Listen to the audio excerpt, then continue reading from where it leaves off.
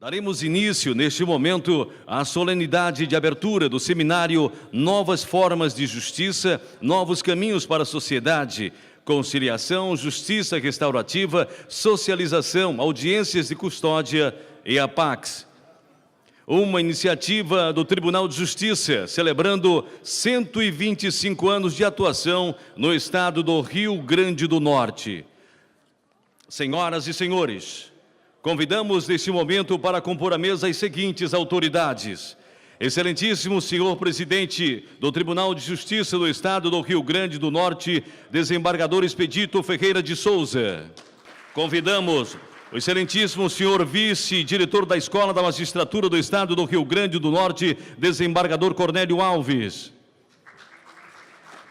Excelentíssimo senhor vice-presidente da Egrégia Corte de Justiça do Rio Grande do Norte, desembargador Gilson Barbosa.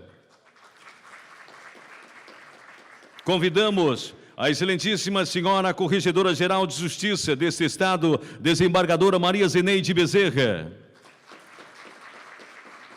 E convidamos o excelentíssimo senhor desembargador Saraiva Sobrinho, integrante da Câmara Criminal. Senhoras e senhores, convidamos a todos para, nesse momento, cantarmos o hino nacional brasileiro.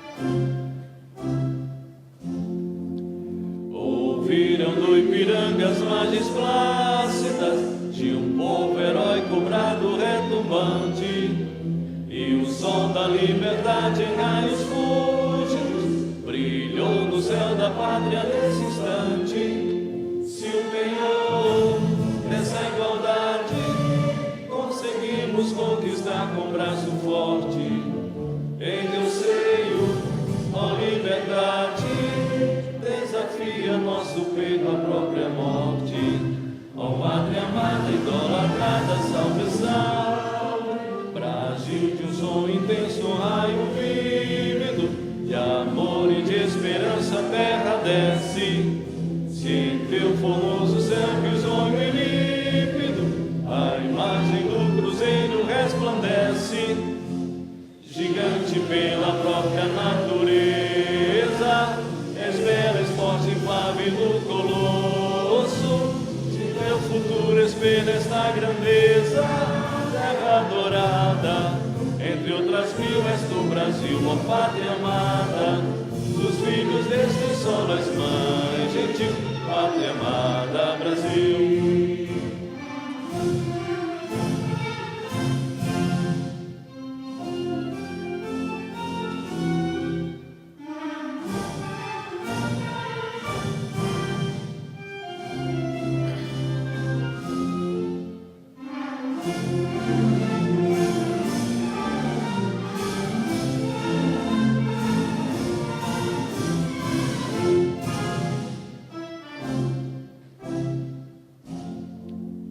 Deitada eternamente em berço esplêndido, ao som do mar e à luz do céu profundo, fulgura as obras de florando a América, iluminado o sol do novo mundo, do que a terra mais garrifa, teus sonhos lindos campos têm mais flores, nossos bosques têm mais vida, nossa vida no teu seio mais amores.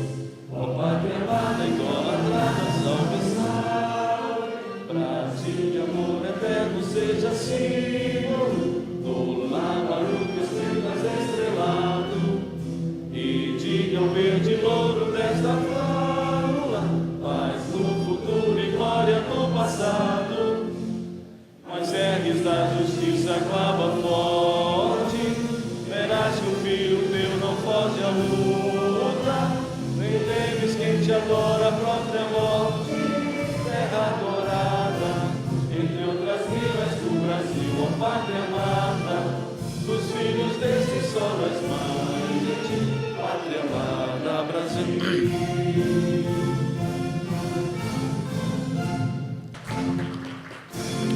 Senhoras e senhores, neste momento, ouviremos o pronunciamento do excelentíssimo senhor presidente do Tribunal de Justiça do Estado do Rio Grande do Norte, desembargador Expedito Ferreira de Souza. Excelentíssimo senhor desembargador Gilson Barbosa, vice-presidente do Tribunal de Justiça. Excelentíssima senhora desembargadora Zeleide Bezerra, Corregedora-Geral de Justiça. Excelentíssimo senhor desembargador Cornélio Alves, vice-diretor da Escola no exercício. Excelentíssimo senhor desembargador Taral e Sobrinho, membro da Câmara Criminal do Tribunal de Justiça. Juízes de direito, advogados, estudantes, servidores do tribunal, meus senhores e minhas senhoras. São muitos e sempre velozes as mudanças impostas pela vida contemporânea. As relações sociais, políticas e econômicas mudam. Muitas vezes em questões de dias. E a tecnologia da comunicação ultra rápida nos informa e pede reações imediatas. Não vivemos um mundo fácil e raramente temos tempo de buscar um melhor raciocínio para encontrar as melhores soluções que esses tempos nos impõem. O direito, a justiça e nós, os seus operadores, carregamos sobre os ombros a responsabilidade de mediar, regular e julgar acontecimentos que se atropelam em meio à velocidade do mundo contemporâneo. A esses desafios não podemos responder apenas com os mesmos instrumentos clássicos da justiça no momento de julgar. Um magistrado, os seus conhecimentos, a doutrina, a lei e uma sentença. A sociedade quer mais a incorporação de novos hábitos e comportamentos. E os desafios das novas descobertas e invenções traz consigo a exigência de novas respostas do Estado. E falando do nosso campus específico de nós que fazemos a justiça. O Judiciário Potiguar tem buscado responder a essas necessidades e desafios.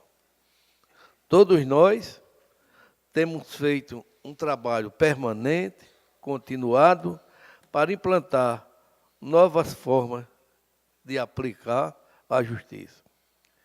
Tivemos feito mais, temos nos antecipado a buscar influir junto à sociedade, para ela não precisar recorrer de forma tão frequente à justiça. Temos trabalhado para incluir os cidadãos compartícipes na nova construção das soluções. Com isso, tentamos diminuir demandas que, em número crescente, terminam por abarrotar o judiciário. Assim é que, ao longo de décadas recentes, quando as mudanças sociais e políticas e econômicas ganham essa velocidade, o Tribunal de Justiça do Rio Grande do Norte começou a responder com novas práticas.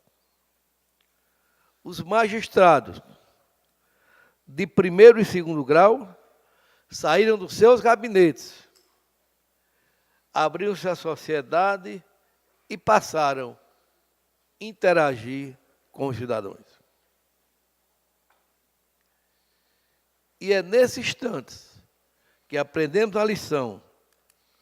Um juiz não precisa se encastelar para julgar. Não é preciso se esconder entre as paredes dos tribunais e fóruns para ter a necessária isenção na hora de sentenciar.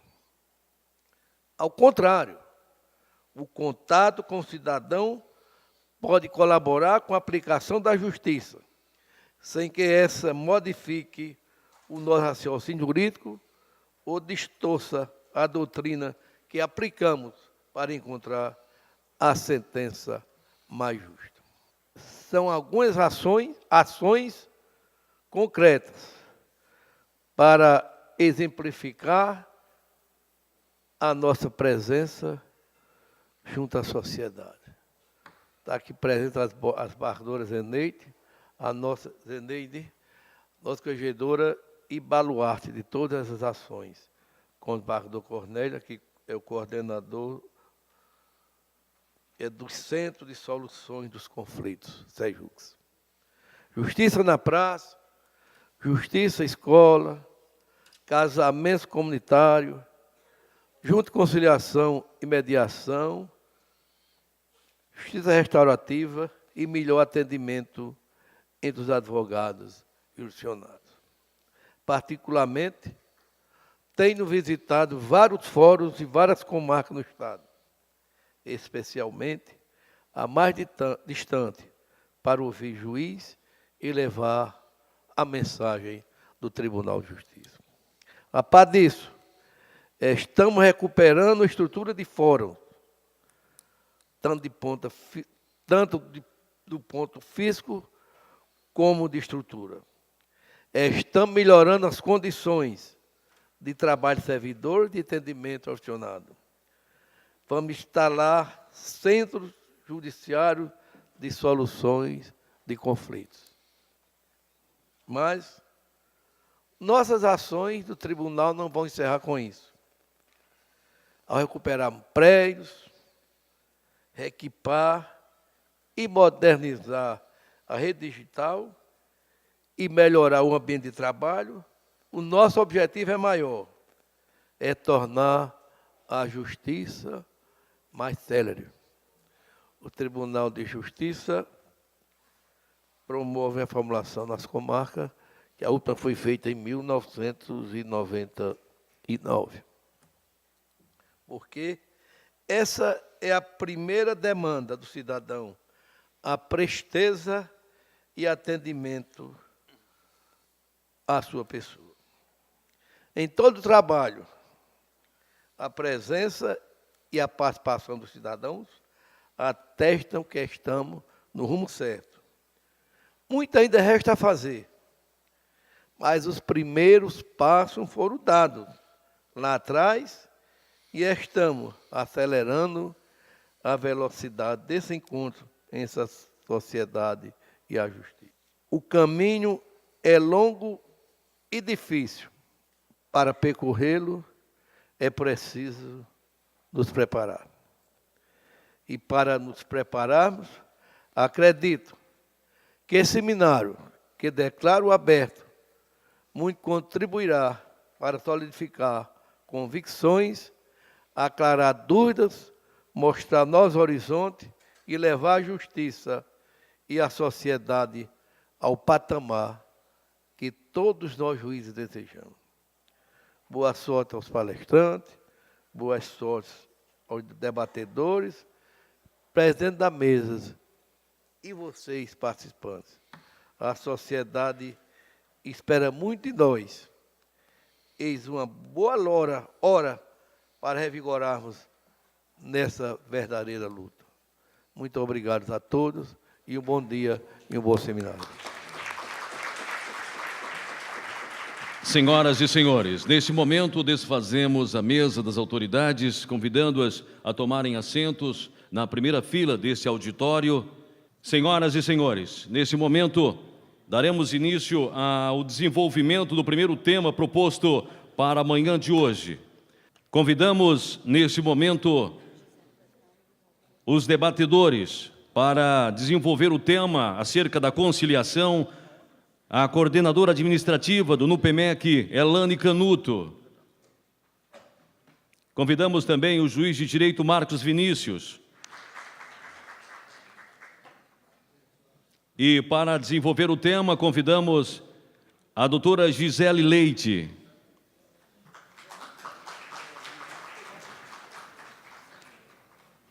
Com a palavra, o senhor coordenador da mesa.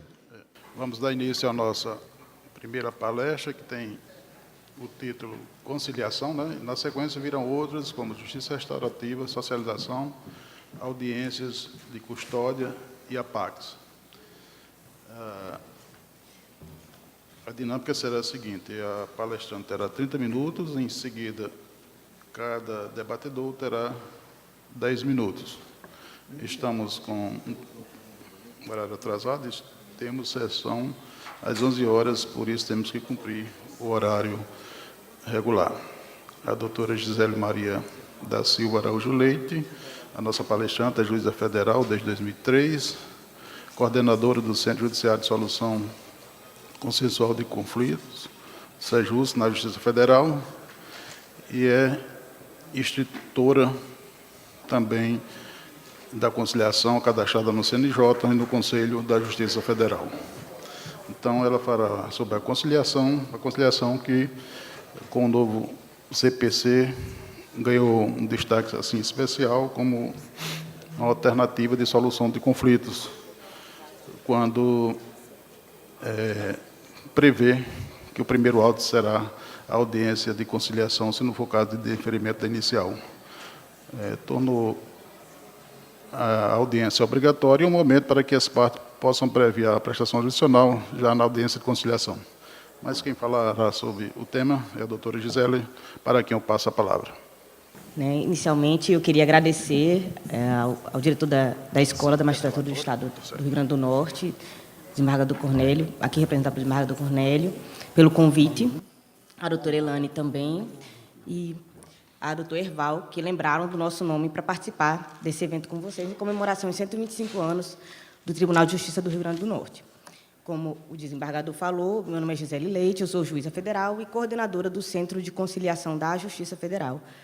E fui convidada para tratar desse tema, que para mim é muito caro, e vou aqui tentar enfrentar esse desafio de falar de um tema tão complexo e importante em 30 minutos. Então, eu pincelei algumas coisas que achei importante trazer para a reflexão de cada um nessa manhã. A primeira questão que eu pontuo é conciliação como nova forma de justiça. Será?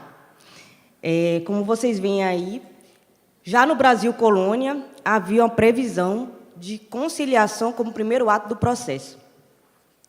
Já dizia o livro 3, título 21, das Ordenações Filipinas, que no começo de cada demanda, as partes deveriam, e no começo da demanda dirá o juiz a ambas as partes, que antes que façam despesas e sigam entre eles os ódios e discussões, se devem concordar e não gastar suas fazendas por seguirem suas vontades, porque o vencimento das causas sempre é duvidoso. Então, conciliação, na verdade, é um velho instituto. E talvez a relevância que ele tem, que tenha ganhado agora, seja justamente pelo novo realce, pelo novo viés, pelo novo valor que lhe foi conferido, especialmente pelo novo Código de Processo Civil, o Código de Processo Civil de 2015. Então, o velho Instituto da Conciliação, já previsto desde do Brasil Colônia, e também no Código Comercial de 1837, havia essa previsão de conciliação como primeiro ato do processo, uma recomendação da necessidade de compor e conciliar antes de litigar. Na verdade, nós vamos pensar no conceito mesmo de jurisdição e no surgimento da jurisdição.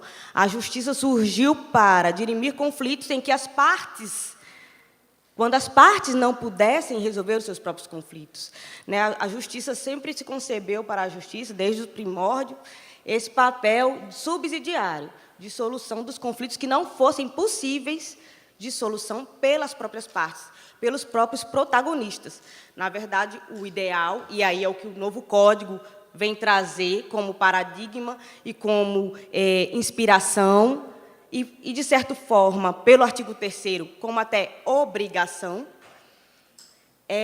se utilizar agora, se dar ao Instituto o valor que ele merece, de estímulo às partes, às pessoas, aos interessados, aos cidadãos, para que busquem a solução dos seus conflitos entre si, sejam protagonistas não só da disputa, mas também da sua solução.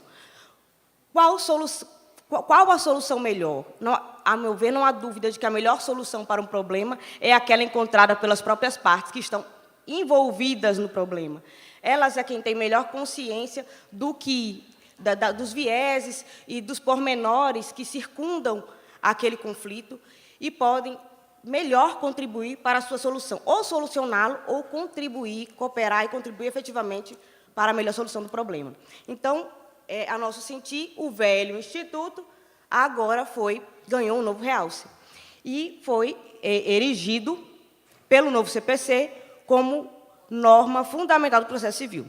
O artigo 3º que está incluído, né, no capítulo que trata das normas fundamentais do processo civil, preconiza que o Estado promoverá, de forma imperativa, sempre que possível, a solução consensual de conflitos e que os operadores do direito, todos eles, juízes, advogados, defensores públicos, representantes do Ministério Público, enfim, todos os partícipes do processo, estimulem e busquem a solução do conflito. Que nos parece? Que leitura fazemos, né, dessa obrigação?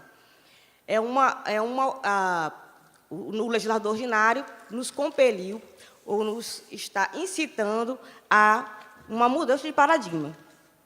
A ideia de sempre olhar o processo, ou sempre olhar a disputa como uma briga, ser modificada, ser alterada para que nós pensamos uma briga insolúvel, uma briga de difícil solução, que nós tratemos o conflito, e é isso, a teoria do conflito define bem como fazê-lo. O que o legislador nos conclama é ter uma nova visão sobre o conflito, tratar o conflito de forma diferente. Conflitos sempre vão existir na sociedade. Então, o que pode mudar é a forma de tratá-lo. E, por que não, buscar uma visão do problema e da disputa, no sentido de buscar uma visão prospectiva, no sentido de buscar uma solução para algo que já existe. E isso é possível, como o legislador já preconizou, e, de fato, se vê na prática, em toda e qualquer tipo de atuação no âmbito do processo, qualquer que seja o papel que o operador do direito exerce no processo. Outra novidade, talvez por isso também a importância, o realce, a conciliação como nova forma de fazer justiça, foi a imperatividade de a conciliação se realizar como o primeiro ato do processo. Então, agora a conciliação é estimulada, é uma obrigação do Estado estimular a conciliação e dos operadores do direito e buscar, sempre que possível, a conciliação pré-processual, antes da lide, no curso do processo, como o primeiro ato do processo, inclusive com punição para as partes, aplicação de multa, caso uma delas não compareça à audiência de conciliação. Na Justiça Federal, por exemplo, nós temos interpretado que, quando o advogado público comparece sem um preposto e essa ausência impede as tratativas, a conversa, a negociação, porque o advogado público não tem conhecimento nenhum do fato, e essa falta enseja a aplicação da multa, mesmo estando presente o advogado público. Se o preposto, que é essencial ao desenvolvimento da audiência, não comparece, a multa também é aplicada. A conciliação no curso do processo, que sempre esteve presente no sistema processual brasileiro, continua, e aí o juiz, a qualquer tempo, inclusive antes da audiência de instrução, continua com a possibilidade de, naquela oportunidade, novamente, conclamar as partes da conciliação, em se verificando a possibilidade de composição. Eu já tive experiência, por exemplo, de, ao fim, no curso de uma audiência de instrução, após o depoimento pessoal do autor e do réu, suspendermos a audiência para encaminharmos o processo para mediação, e foi um caso bem emblemático. Se tiver oportunidade, eu vou contar melhor, porque envolveu 10 ações de 3 varas diferentes, 11 partes que não tinham ajuizado a ação, uma prefeitura que não era parte ré no processo. Isso tudo foi um grande acordo que nós temos na Justiça pelo Centro de Conciliação, por perceber, numa audiência de conciliação de um caso, que era repetitivo, a possibilidade de composição. E aí, isso aí diz respeito a esse novo viés também da conciliação, que está previsto expressamente no artigo 515. Eu sou ruim de mira, então não vou nem tentar. Olha, de 515, parágrafo 2º do CPC, que é a ausência de limites, a inexistência de limites objetivos, ou melhor, a extensão dos limites objetivos e subjetivos da conciliação. É possível, por previsão expressa do Código, conciliar, mediar, consensualizar relações jurídicas que não sejam objeto do processo. É possível que façam parte de um acordo partes que não sejam pessoas, entes, que não sejam parte no processo, porque o objetivo da composição é solucionar a lide social, definir, dirimir o conflito social em toda a sua dimensão, e não apenas a lide processual, que a gente chama, que isso acontece corriqueiramente, principalmente em ações coletivas, é muito comum. O problema é muito grande, e se faz um recorte do problema e se leva ao judiciário. Então, o judiciário se debate, discute sobre um pedaço do problema, e ainda que o resolva, na verdade, não resolve o conflito social, porque o problema ainda está lá, o problema ainda existe. E a conciliação é um instrumento que permite essa solução do conflito social, e, por isso, aí, a paz social a promoção da paz social com mais efetividade e a satisfação realmente do interesse do jurisdicionado, do cidadão. Outro ponto que eu compreendo que contribua para a relevância do Instituto da Conciliação, no direito processual civil brasileiro de hoje, o DIERN, é a circunstância de que, antes do CPC, já desde 2010, o CNJ vem desenvolvendo uma política pela Resolução 125 do CNJ. Então, quer dizer, desde 2010 que se trabalha com conciliação de uma forma mais técnica, mais qualitativa. Porém, apenas com o CPC de 2015 foi que essa política ganhou força. A nosso ver, a nosso sentir, por quê? Pelo fato do legislador ordinário ter efetivamente encampado a política pública. Quando a gente analisa os artigos 165 e seguintes do CPC, o que a gente observa é que o CPC ele legalizou, vamos dizer assim, conferiu status de lei à política pública, política judiciária do CNJ, que estava regulamentada por resolução. No âmbito da Justiça Federal, o CJF também tem uma resolução que disciplina a solução consensual, a política de solução consensual de conflito de interesses, que é essa que eu mencionei aí, e as duas estão antenadas, concatenadas com as disposições do novo Código. E essa política, o que ela preconiza? E é o que foi encampado pelo novo Código. Então, assegurar a todos o direito à solução de conflitos por meios adequados à sua natureza e peculiaridades. O que eu acho interessante chamar a atenção nesse ponto é porque eu sou entusiasta do tema, mas não vejo a conciliação como a solução de todos os problemas do Poder Judiciário. Tenho essa consciência, até porque não são todas as causas que comportam uma solução pela conciliação. E aí é o que se prega nessa política de tratamento adequado de conflitos de interesses. E a doutrina também das RADs, resoluções adequadas de disputas.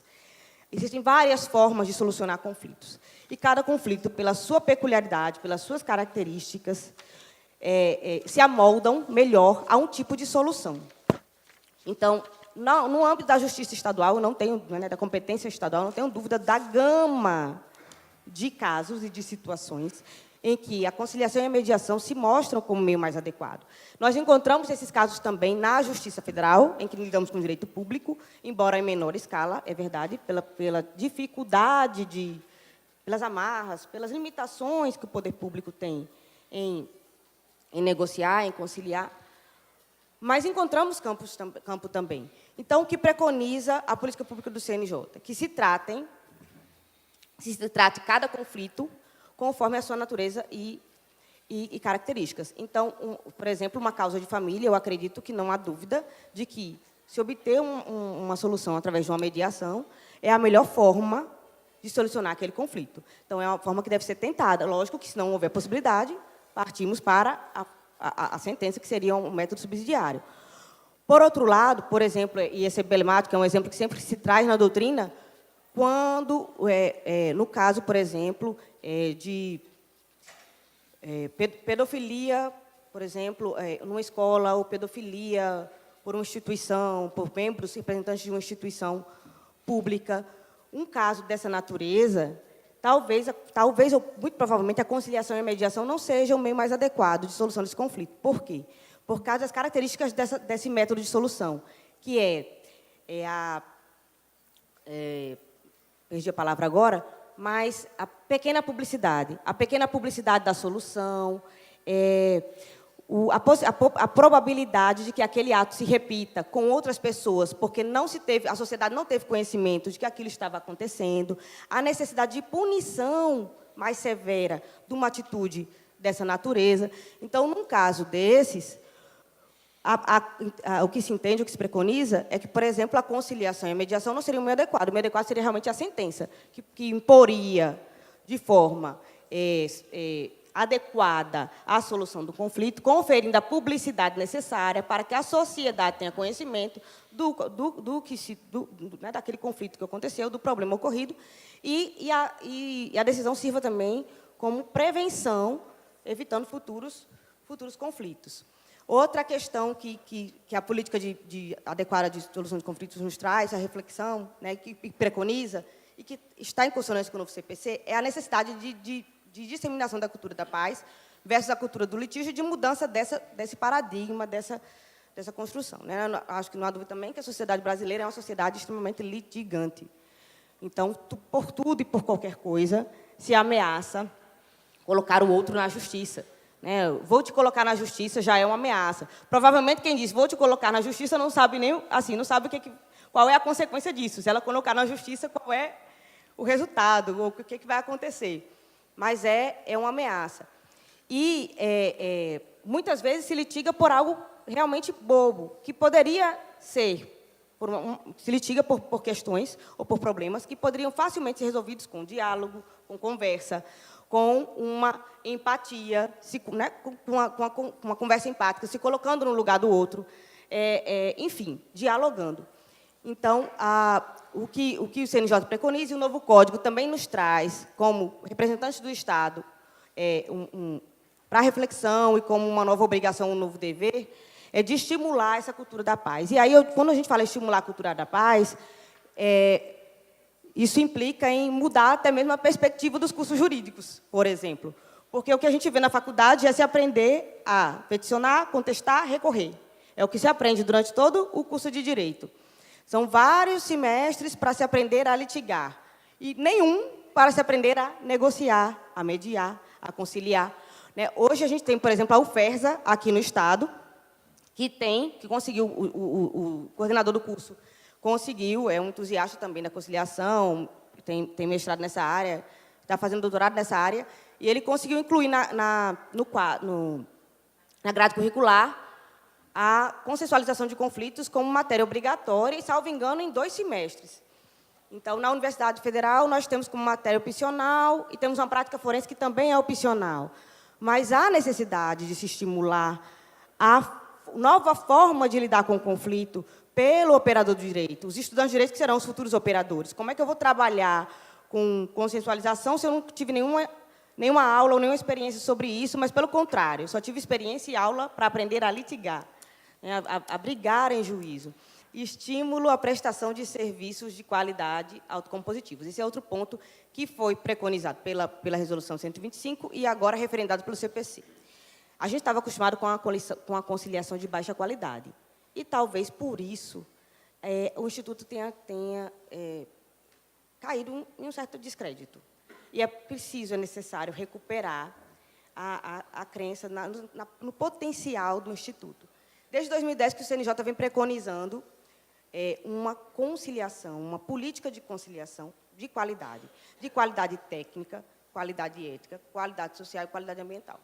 A qualidade ambiental diz respeito ao ambiente, ao espaço físico em que se processará a conciliação. Então, se preconiza uma série de itens que permitem que um ambiente se faça propício ao desenvolvimento da conciliação. Por exemplo, a questão da utilização das mesas redondas, porque tira o caráter adversarial do conflito, então as partes sentam lado a lado, e aí já mais desarmadas para iniciar uma conversa, uma tratativa. Utilização de cores claras nas paredes, azul, verde, para dar uma sensação de leveza e tranquilidade, porque para que se possa enxergar o conflito com racionalidade e agir cooperativamente numa audiência de conciliação, buscando os interesses em comum, os interesses convergentes, para que se chegue a um acordo, não que uma parte ganhe e outras perca, mas que as duas partes saiam com a sensação de ganhos mútuos, que é o que se preconiza, um novo modelo de conciliação, baseado, inclusive, no método de negociação de Harvard, que é o referendado pelo CNJ, que é um modelo que nós ensinamos aos conciliadores e mediadores, porque é o que está preconizado no conteúdo pedagógico da política do CNJ. Para que se chegue a esse resultado, é necessário que se tenha um ambiente adequado, é necessário que se tenha uma qualidade técnica, um conciliador, um mediador, um facilitador, conhecedor dessas técnicas, que seja treinado, que tenha estudos e seja treinado nessas técnicas, que possa levar as partes a ver o conflito de forma racional, afastando o sentimento negativo que, de repente, envolve aquela relação, e, por isso, faz, né, o ser humano, todos nós estamos sujeitos a isso, a ver de forma nebulosa algo que, para um terceiro, está muito claro, muito nítido. A qualidade ética, que é a ética do facilitador. Hoje, o princípio da confidencialidade é um dos principais princípios que regem a conciliação, mas nos artigos 165 seguintes do CPC, há vários princípios que devem ser observados no procedimento de mediação e conciliação, e a Resolução 125 de 2010 traz o Código de Ética do Mediador e do Conciliador, com as regras de conduta que ele deve observar na condução do seu trabalho. Inclusive, uma dupla autonomia, uma autonomia das partes, no sentido de que o conciliador deve respeitar o direito das partes, ou o interesse delas em não conciliar, não pode obrigá-la a fazer um acordo. E, por outro lado, a autonomia do conciliador, que também não pode ser obrigado, por exemplo, a conduzir ou a formalizar um acordo ilegal, um acordo manifestamente contrário à lei. Enfim, são vários itens que diz... já está acabando. Certo. Então, vou andar mais rapidinho aqui. E isso tudo, né, é um estímulo a uma mudança de cultura, uma mudança de paradigma e uma mudança de apresentação do Poder Judiciário, que é justamente a questão do muito falado Fórum de Múltiplas Portas. O Judiciário como um local em que ao qual o cidadão pode acorrer para buscar a solução do seu conflito, seja através de uma conciliação, de uma mediação, de uma sentença judicial, mas que ele saia efetivamente com uma solução, uma tutela eficiente e uma solução adequada do seu problema. Bem rapidamente, acabei falando já de algum deles. Quais as vantagens? Como eu disse, a conciliação não vai acabar com o judiciário, não vai acabar com a sentença, porque sempre vão haver causas, sempre vai existir causas em que a sentença é o método mais adequado, em que a sentença se faz necessária. E se o modelo do Código vingar, e eu tenho esperança que vingue, o objetivo é que, justamente com um número menor de causas, porque as soluções consensuais, o que pode ser resolvido, que é muito, por método consensual, se resolvendo dessa forma, o juiz vai ter muito mais tempo de se debruçar sobre as causas que merecem esse estudo, que merecem essa dedicação, que precisam dessa dedicação para serem resolvidas, né? Então, e eu costumo, quando a gente coloca essa lista, eu sempre coloco a celeridade por último, porque todo mundo pensa, conciliação, primeiro benefício, celeridade. Para vocês terem ideia, a gente, né, eu falo isso, né, sem falsa modéstia, eu falo pelos meus colegas da Justiça Federal. Na Justiça Federal, a gente encontrou dificuldade em implantar conciliação e mediação, porque diziam que o processo ia demorar, porque tinha que esperar 30 dias para a audiência de conciliação. Porque celeridade, graças a Deus, não é um problema. Então, celeridade, na verdade, a conciliação ajuda na celeridade, mas não é o principal motivo. Para a sociedade, a gente está falando de novas formas de justiça e novos caminhos para a sociedade, estudos mostram que os métodos consensuais de solução de conflito trazem uma maior harmonização social, porque se as pessoas encontram a solução do seu conflito, a tendência é que elas cumpram o acordo, porque elas acordaram daquela forma, então o cumprimento da decisão é muito mais fácil. Elas mantenham o relacionamento anterior, elas estejam preparadas para resolver futuros conflitos similares, então elas não vão precisar correr ao judiciário para resolver, o conflito vai acontecer na sequência, com outra pessoa, com a mesma pessoa.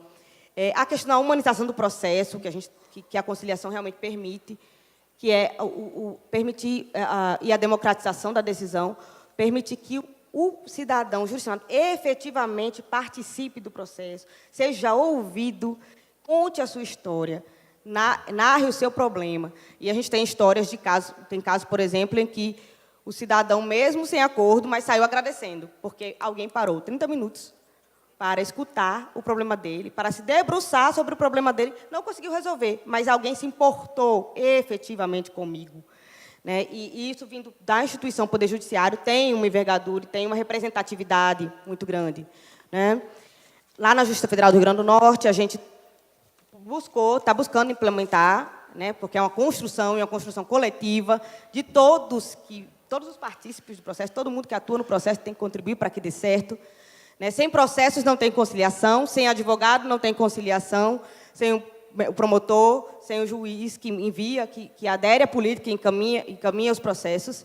Né? Então, nós estamos construindo com os colegas juízes, com os advogados públicos, com a advocacia, com o nosso grupo de mediadores e conciliadores, uma política adequada à nossa realidade. Né? Cada ramo do Poder Judiciário tem uma realidade diferente e tem que...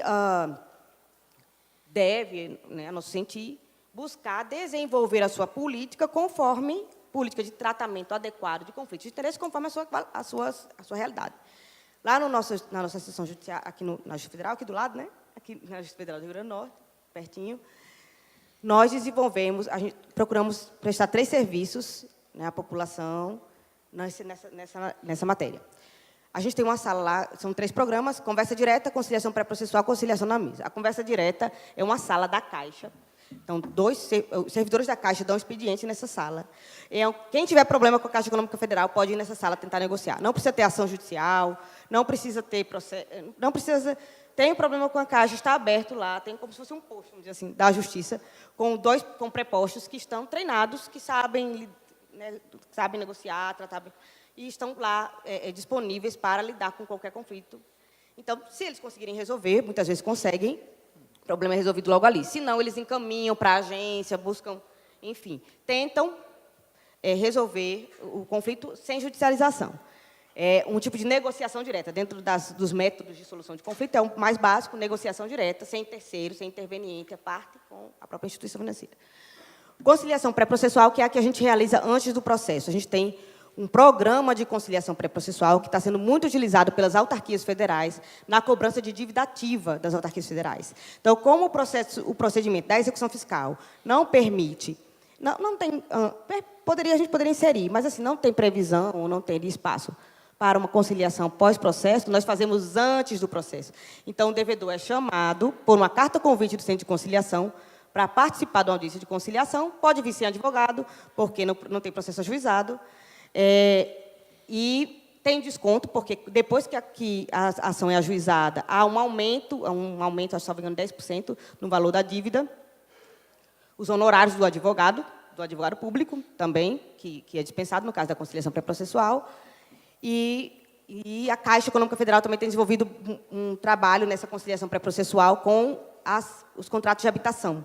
Então, ao invés de entrar diretamente com a ação de reintegração de posse para a tomada dos imóveis que estão dos mutuários inadimplentes, a gente busca a conciliação pré-processual e convida a parte para quitar a sua dívida e evitar a reintegração de posse. Pronto, a conciliação na mesa, que é a conciliação normal no curso do processo, com todos os casos, né? E a gente definiu o perfil de demandas. Então, assim, por exemplo, como eu falei, lógico que não são todas as causas que vão para a conciliação. Então, por exemplo, nós definimos que as matérias de direito, exclusivamente de direito, que não têm ainda tese fixada pelos tribunais superiores, em que os advogados públicos, obviamente, não vão acordar, porque é uma questão jurídica que está em discussão, essas causas não vão para a conciliação, porque seria perda de tempo. Vai levar para a conciliação para não ter acordo, atrasar o processo, insatisfazer as partes, enfim. Então, nós definimos uma política nesse sentido. Para concluir, desenvolvemos também um sistema processual que permite o contato do centro de conciliação com as varas. Então, os processos são remetidos por esse sistema, as audiências são marcadas por esse sistema, que facilita o acesso. Qualificamos nossos conciliadores e desenvolvemos um espaço, só uma fotozinha dos nossos... Então, essa é a nossa recepção do nosso centro, que a gente procurou humanizar o máximo possível. Nós temos uma brinquedoteca lá também, porque temos muitas pessoas que vão com crianças. Então, ali tem um espaçozinho para a criança não ficar nem irritando os pais, nem também quem está lá esperando para conciliar. Procuramos observar bem o horário, porque se a pessoa chega para conciliar, se você atrasa, então, assim, já vai criando raiva. A gente tem que minimizar, tem que deixar a pessoa, quem vai conciliar, o mais tranquilo possível para que possa, com racionalidade, analisar o seu problema. E aqui é uma das nossas salas de conciliação, que nós pintamos com azul lavanda. A ornamentação é tudo patrocínio da coordenadora do centro, mas as mesas redondas, enfim, tem uma balinha, se sentir adoçar um pouquinho, afastar um pouco a amargura da vida e poder pensar de forma positiva e prospectiva naquele momento em que está negociando o seu problema. Isso aí é só, para terminar, uma poesia que um procurador federal, que inicialmente era resistente à conciliação, depois de conhecer o projeto e se envolver, acabou... Ele é poeta também, doutor Lívio Oliveira, ele é acadêmico da Academia Norte-Riograndense de Letras, então ele fez um poema para o Centro de Conciliação. Nossas salas têm uns poemas que foram doados, e a gente tem nessas nossas salas. Isso é um trecho de um dos poemas dele, que ele fez para a gente, nos presenteou. Era isso, gente, mas agradeço mais uma vez a oportunidade e, como eu disse, me coloco à disposição. Deixei, na última slide, tinha um e-mail do Centro de Conciliação e nosso telefone, para quem tiver interesse em algum contato, certo? E conhecer melhor esse projeto e falar e conversar sobre conciliação e mediação. Muito obrigada.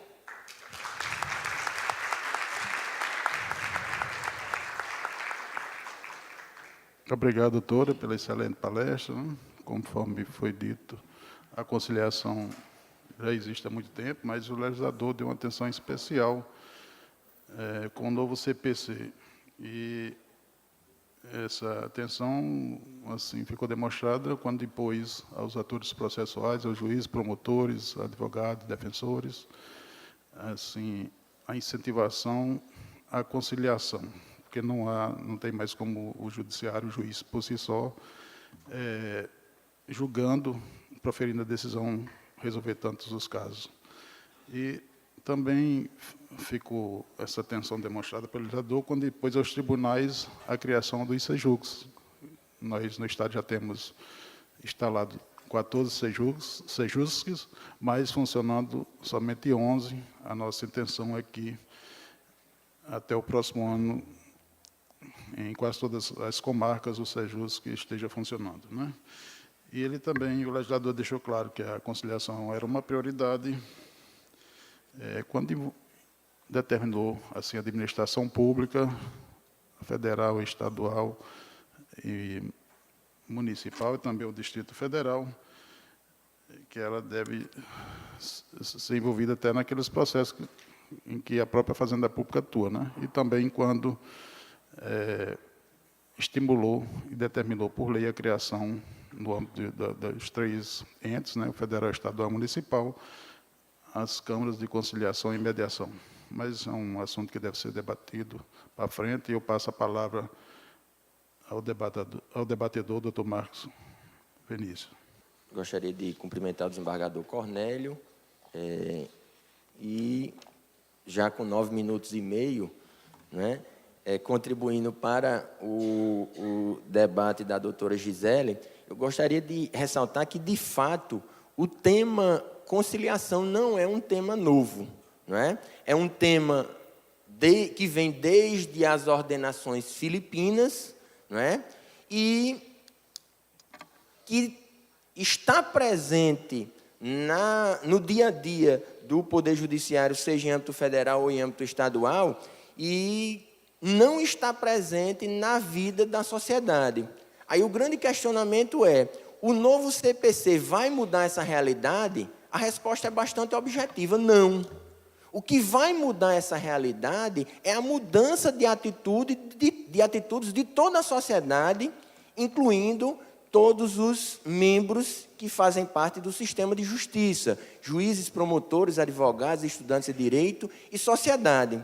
E, infelizmente, mesmo depois do novo CPC, mesmo depois dessa mudança de perspectiva, né, dessa fala em prol da conciliação, o que a gente observa é que as atitudes elas não estão mudando tanto quanto deveriam. Por exemplo, eu já fui um entusiasta da realização, por exemplo, daqueles mutirões de audiência de conciliação e hoje sou totalmente contra. A gente faz, por exemplo, em tal dia foram feitas 100 audiências de violência doméstica. Como foram feitas essas 100 audiências de violência doméstica? Quantas mulheres que foram agredidas e são colocadas em um pátio e dizem, mulheres que não levaram tapa, que foi só violência psicológica, todo mundo para esse lado, aí aquele monte de mulher vai para esse lado. O homem que aceitar um acordo e pagar determinado valor, aí aquele monte de homem. O homem que deu o murro e que ficou roxo, vem aquele... Infelizmente, isso daí não é conciliação. Isso daí é baixa em processo. E essa realidade, ela deve ser modificada.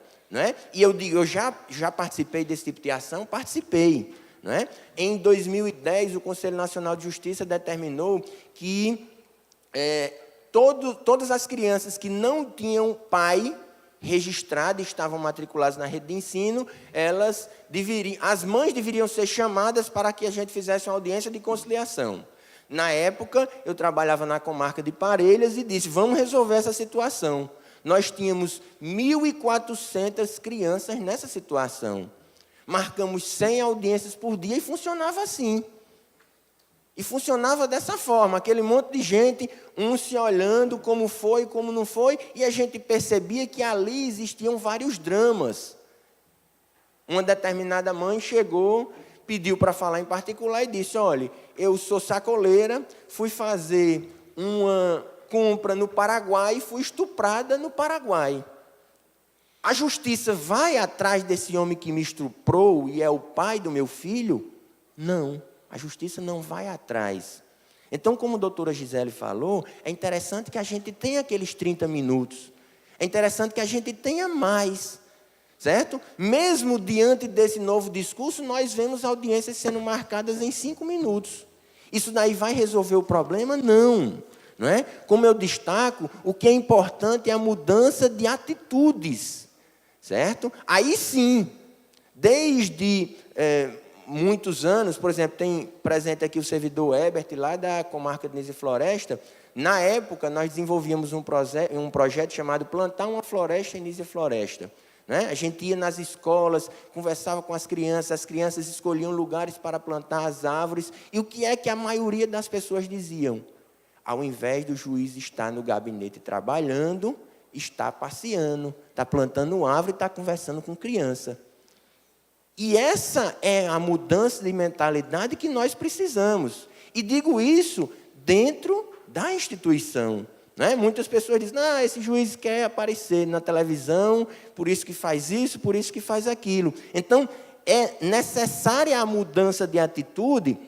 E aqui eu trago a instalação do Sejusc Princesa do Seridó, que foi o primeiro Sejusc fundado fora dos 3 Sejuscs criados por lei. E, a partir daí, nós demos continuação a essa mudança de atitude na comarca de Currais Novos. A ideia da conciliação é, além de cumprir o estabelecido, uma obrigação vigente no Código de Processo Civil, é demonstrar para a sociedade que hoje nós temos um novo judiciário. Hoje nós temos um judiciário que não está preocupado apenas com números.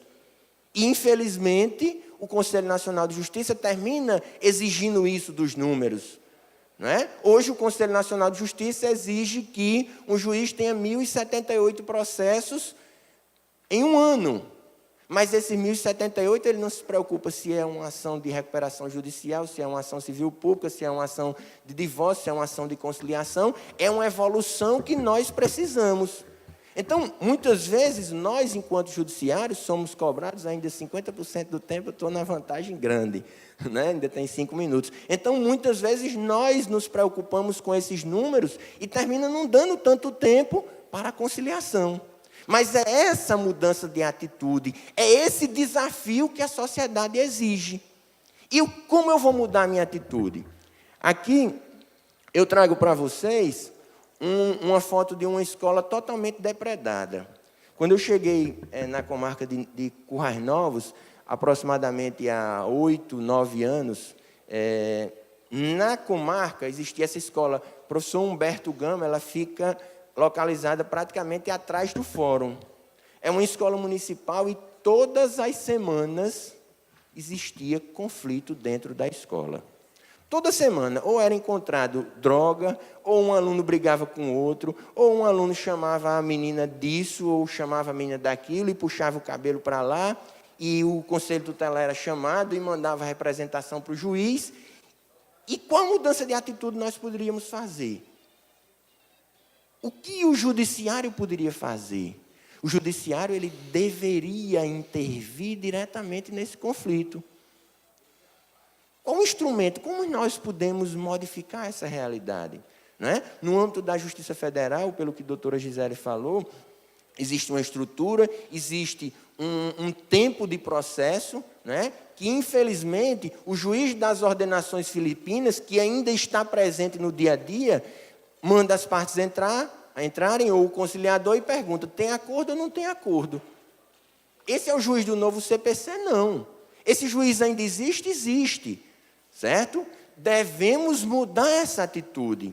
E como mudamos essa atitude? Hoje, a Escola Municipal Professor Humberto Gama, a partir de ações direcionadas pelo próprio Poder Judiciário, com a ajuda de prestações pecuniárias, desenvolveu vários projetos dentro da escola, transformando aqueles adolescentes e aquelas crianças que antes estavam em conflitos em atores de um sistema de justiça que busca a conciliação. O judiciário ele sempre teve uma barreira muito grande. Então, como é que funciona a situação? Por exemplo, temos problemas com violência doméstica. Como é que eu resolvo o problema com violência doméstica? Por mais que eu capacite os meus conciliadores, a realidade daquela mulher não vai se modificar. Então, como nós temos tratado esse tipo de conflito? E vejo que aqui está presente a irmã Socorro, que em Currais Novos está conosco, dando início a uma nova perspectiva do tratamento do conflito da violência doméstica. Gente, chama as mulheres, chama uma instituição que possa apresentar projetos em favor daquelas mulheres e dar uma perspectiva. Porque de que adianta eu dizer a uma mulher que é bom a conciliação, a pacificação social, eu usar 10 técnicas que foram ensinadas por Elane nos cursos que realizou em Currais Novos, se a mudança de vida daquela mulher não tem uma perspectiva. Se ela diz que tem 8 filhos para sustentar e quem sustenta o filho é o marido, como é que eu vou pensar em uma conciliação? Muitas vezes essa mulher esconde o conflito. 1 minuto, vai dar para terminar. Muitas vezes a mulher esconde o conflito em razão dessa situação. Então, com base nos recursos obtidos com as prestações pecuniárias, vários projetos foram desenvolvidos. E o que eu sou mais entusiasta é o projeto da Polícia Mirim. Centenas de crianças e adolescentes em Currais Novos hoje fazem parte do projeto de Polícia Mirim. Esse projeto financia com penas pecuniárias a roupa dos meninos. Eles, todos os dias, têm lições de cidadania, lições de meio ambiente. Aquele papel, para vocês terem uma ideia, aquele papel utilizado pelo fórum e que é jogado, descartado em vários lugares, esses meninos, eles recolhem mensalmente os papéis no fórum, eles fazem palavras cruzadas para o Conselho de Idosos, eles fazem borrão para a gente, e eles se aproximam da justiça, demonstrando que a polícia é alguém boa, é alguém positivo. O juiz, ele está, dentro desse tipo de projeto, apto à comunidade a buscar a resolução dos conflitos, independentemente do problema. Certa vez eu estava na praça de Currais Novos, né, e ressaltando que para resolver conflito não precisa de processo, e já encerrando, eu sou abordado por uma mãe que disse o seguinte: juiz, eu tenho uma filha de 15 anos, quando ela nasceu, eu tinha 16. Eu fui expulsa de casa, fui bastante penalizada, terminei voltando para casa, meus pais aceitaram, cuidam da minha filha, cuidam de mim, e agora, depois de 15 anos, eu arranjei um namorado. Eu juro para o senhor que eu não mantive relação com ninguém nesses 15 anos. Eu disse: calma, minha senhora. Não precisa a senhora jurar que, se a senhora tivesse mantido relação com alguém nesses 15 anos, a senhora não estava cometendo nenhum crime. Mas o que foi que ela disse? Que a filha ficou revoltada com esse relacionamento e estava muito rebelde.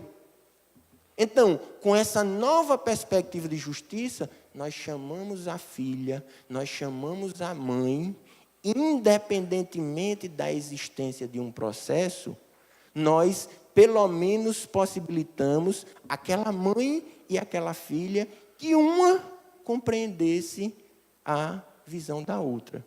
Que uma pudesse entender que o conflito era um conflito aparente. A mãe, ela necessitava de um novo relacionamento. Ela não podia ser a culpada a vida toda, porque teve uma filha e era religiosa e era solteira. Então, o judiciário, ele deve estar aberto a esse tipo de situação. No período em que Elane e Cláudio estavam ministrando o curso em Currais Novos, teve uma outra situação. Eu andando no meio da rua, uma menina foi ameaçada que ia matar a outra no Facebook, ia chegar com a boca cheia de formiga no outro dia, e como vai, como não vai. A menina que estava ameaçando foi surpreendida pelo judiciário. Um conciliador, que também era psicólogo, Cláudio, foi lá, convidou, conversou e chegou com a foto da resolução do conflito. Então, encerrando a minha participação, o que eu acho é que, de fato, deve existir mudança de atitude. Nós devemos ouvir da comunidade o que a comunidade quer falar, o que eles precisam. Cada juiz tem que ter essa sensibilidade, cada conciliador tem que ter essa sensibilidade para, sim, a partir daí, trabalhar uma nova perspectiva da conciliação. E eu encerro as minhas palavras agradecendo a participação e, principalmente, agradecendo a desembargadora Zeneide por ser esse exemplo de mudança de atitudes, não depois do novo Código de Processo Civil, não há 10 anos, quando o NASF foi iniciado, mas desde a época, aí é que eu tenho conhecimento, que eu ingressei na magistratura. E pode ter certeza, desembargadora, que eu, pessoalmente, já escutei, hoje nem tanto, hoje escuto os elogios, mas eu já escutei muitos e muitos e muitos criticando a sua forma de atuação, não é? A sua forma de atuação próxima da comunidade. E hoje a gente vê que a sua forma de atuação, espelho para novos juízes, novos servidores, é a forma de justiça, não do futuro, mas do presente. Então, eu lhe agradeço profundamente, peço que as palmas não sejam para mim, sejam para a desembargadora e concluo a minha participação.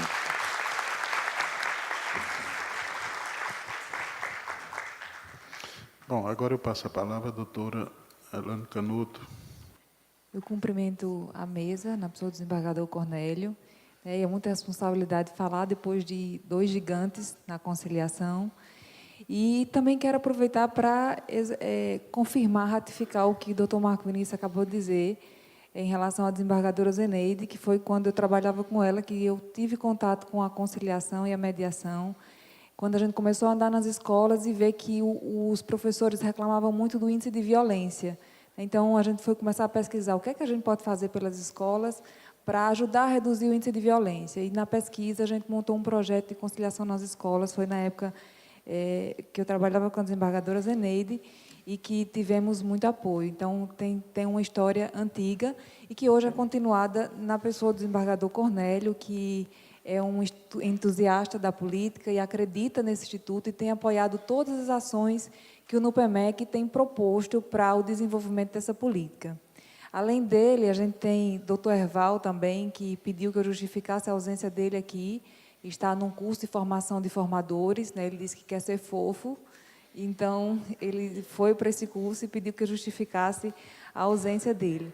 E agora eu vou falar um pouquinho do que a doutora Gisele falou, né? As palavras delas foram muito enriquecedoras, e o que ela disse foi que nós estamos voltando às formas rudimentares de resolução de conflitos. Quando ela disse lá, desde as ordenações filipinas, que já se ordenava que antes que vocês comecem a gastar as suas fazendas para resolver conflitos, sentem para conversar. Então, desde o início da humanidade, as pessoas sentavam para conversar, resolviam suas questões e tinham autonomia nas suas sociedades. E hoje, o que é que o judiciário fez por muito tempo? Lutou pela autonomia, pelo monopólio da jurisdição. E brigamos tanto para ter esse monopólio que hoje temos o conflito de quase toda a sociedade em nossas mãos. O judiciário brasileiro hoje tem 100 milhões de processos. Se considerarmos que cada processo tem 2 partes, a gente tem uma guerra civil, né, silenciosa instalada no Brasil, sem que nós nos demos conta disso. Agora, como bem falou o doutor Marco Vinícius e também a doutora Gisele, eles falaram que a conciliação não é o instituto que vai resolver o problema do Poder Judiciário. Na Justiça Federal, a morosidade não é o problema, né? Mas na Justiça Estadual, que a gente tem 70 milhões de processos em trâmite no Brasil, é necessária a celeridade. E, segundo o ministro Marco Buzzi, 80% dos conflitos que chegam ao Poder Judiciário poderiam ser muito bem tratados através da autocomposição. Então, é necessário que os atores do judiciário e a sociedade tenham conhecimento dos benefícios que a autocomposição pode levar à sociedade. E não se trata da panaceia, né, que vai resolver os problemas. Se trata de que, como a doutora Gisele disse, cada conflito tem uma forma adequada de resolução.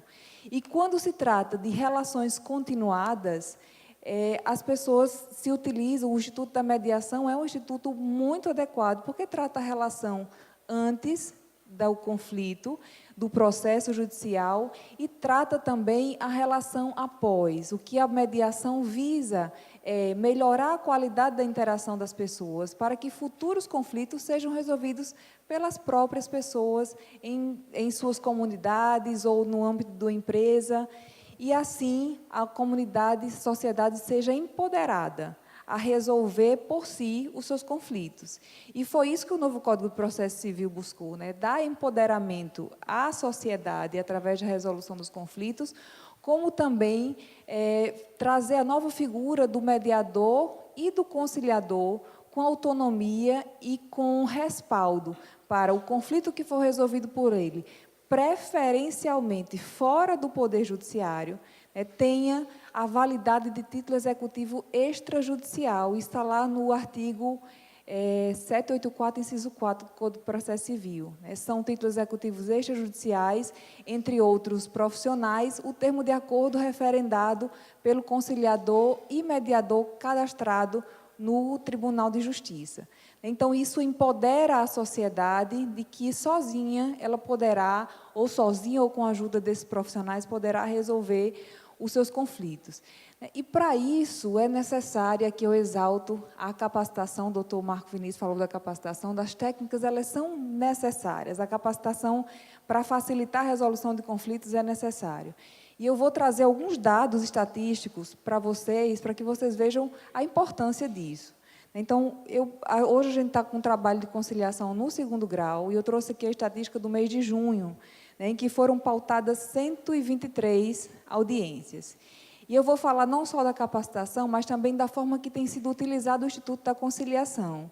Por quê?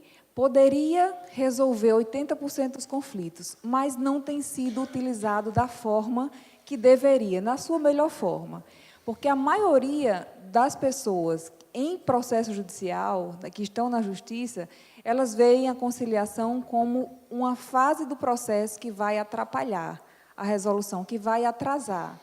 Então, o que é que a gente tem? Dessas 123 audiências pautadas, 70% foi frustrada por ausência, por ausência, ou porque uma das partes não levou proposta de acordo, não estava disposta a conciliar.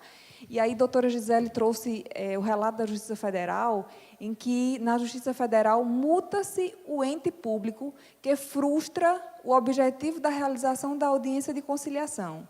Porque o objetivo de tornar obrigatório uma audiência de conciliação é que ela seja frutífera, ou pelo menos tenha possibilidade de ser frutífera, porque as pessoas sentaram para negociar com a ajuda de um terceiro facilitador na resolução desse conflito.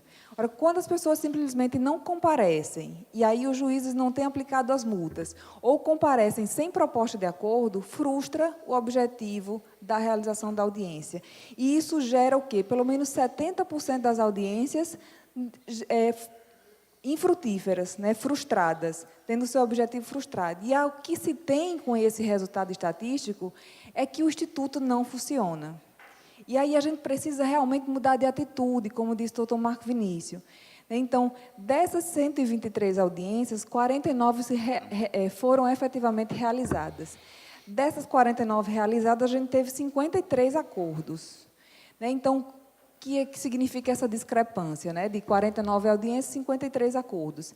E que algumas audiências, mais de um processo foi solucionado. Então, tivemos uma audiência em que 32 processos em grau de recurso foram solucionados e mais outros, aí a matemática vocês ficam, eu me lembro só do número geral, foram 81 processos solucionados ao todo em uma audiência de conciliação.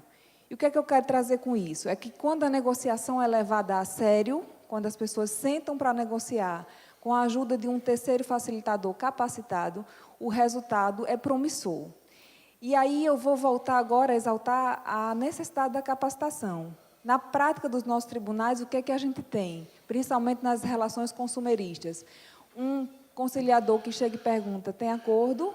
E o conciliador, o representante da empresa, quando leva uma proposta, diz, tenho 1.500, por exemplo.